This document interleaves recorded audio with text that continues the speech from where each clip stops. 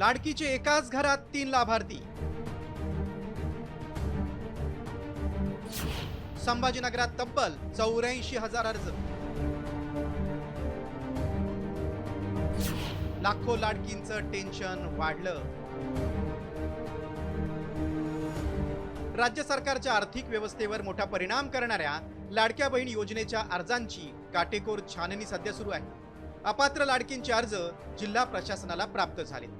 त्यानुसार आता प्रत्येक जिल्ह्यात घरोघरी जाऊन लाभार्थ्यांची पडताळणी सुरू आहे। यामध्ये काही जिल्ह्यातून धक्कादायक माहिती समोर येते। सरकारकडून राज्यातील सुमारे 26 लाख संशयित लाभार्थ्यांच्या गृह चौकशीचे आदेश देण्यात आले।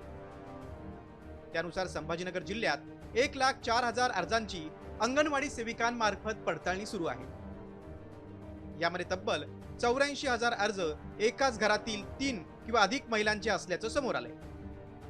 तर 20,000 अर्ज 21 वर्षांखालील किंवा 65 वर्षांपेक्षा अधिक वय असलेल्या लाभार्थ्यांचे आहेत। या सर्व अपात्र अर्जदारांचा लाभ सरकारकडून थांबवण्यात आलाय।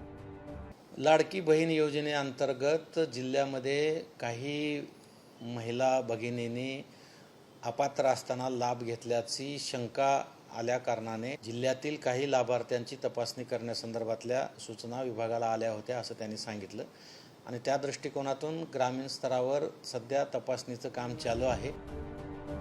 एकाच घरात 2 पेक्षा जास्त लाभार्थी आढळल्यास नेमक्या कोणत्या महिलांना लाभ द्यायचा हे ठरवण्याचा अधिकार कुटुंब प्रमुखाला देण्यात येणार आहे।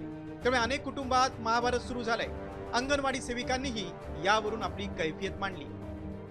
आमच्याकडे यादी आलेली आहे की एका घरामध्ये 2 पेक्षा जास्त जर लाभार्थी असतील लाडक्या बहिणीच्या, तर लाडकी बहीण आता आम्ही कुणाला कमी करावं तेच प्रश्न आमच्या पुढे आहे।